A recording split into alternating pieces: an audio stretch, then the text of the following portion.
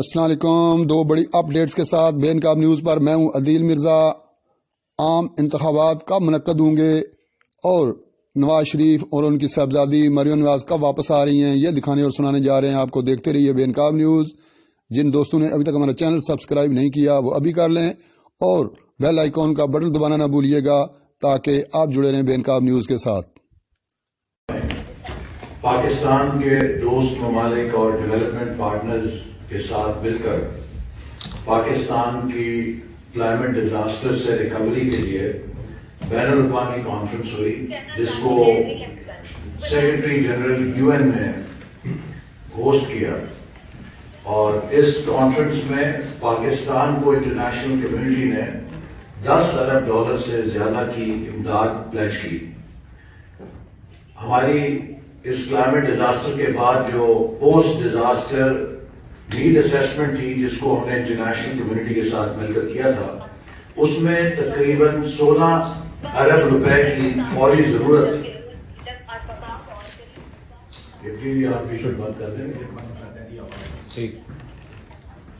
اس میں تقریباً 16 ارب کی نیڈ اسیسمنٹ کا کیا گیا تھا تخمینہ۔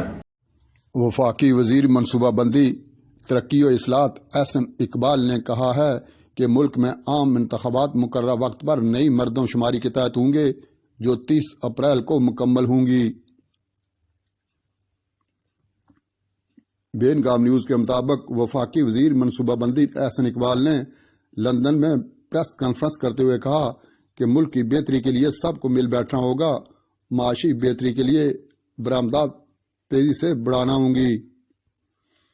انہوں نے کہا کہ حکومت تمام شعبوں کی بہتری کے لیے اقدامات کر رہی ہے۔ پاکستان تحریک انصاف کے چیئرمین عمران خان پر تنقید کرتے ہوئے انہوں نے کہا کہ عام انتخابات نئی مردم شماری کے تحت اپنے مقررہ وقت پر ہوں گے۔ ہمیں خوشی ہے عمران خان نے اپنے ہاتھوں ہی اپنی حکومت ختم کی۔ ان کا کہنا تھا کہ سیاسی کرتب سے قبل از وقت الیکشن نہیں ہوں گے، الیکشن اپنے مقررہ وقت پر ہی ہوں گے۔ SM اقبال نے کہا کہ پاکستان کو اس وقت مشکل صورتحال کا سامنا ہے۔ سیلاب سے نقصان کا تخمینہ $16 ارب لگایا گیا ہے، تاہم دوست ممالک پاکستان سے تعاون کا اعلان کر رہے ہیں۔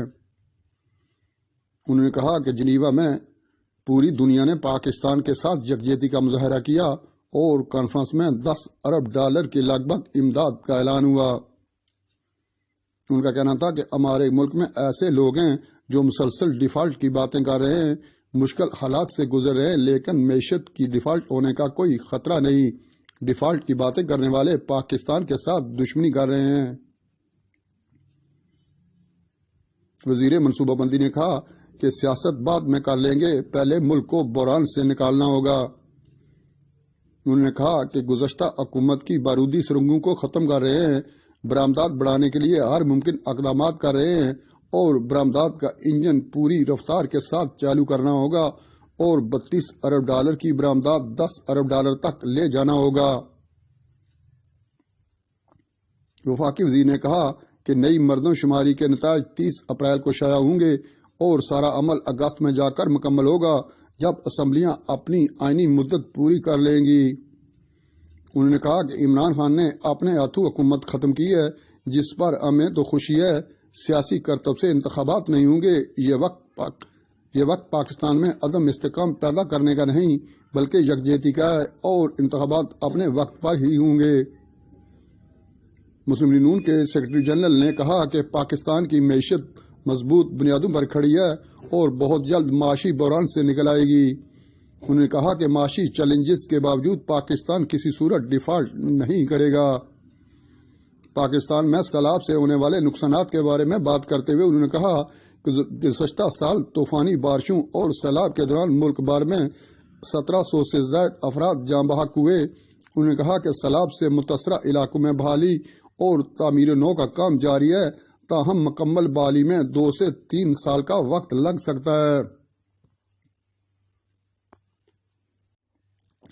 پارٹی قائد نواز شریف اور مریم نواز کی واپسی کے حوالے سے صحافی کے ایک سوال کا جواب دیتے ہوئے انہوں نے کہا کہ پہلے مریم نواز وطن واپس آئیں گی اور اس کے بعد نواز شریف الیکشن سے قبل پاکستان آ کر الیکشن کمپین کی قیادت کریں گے۔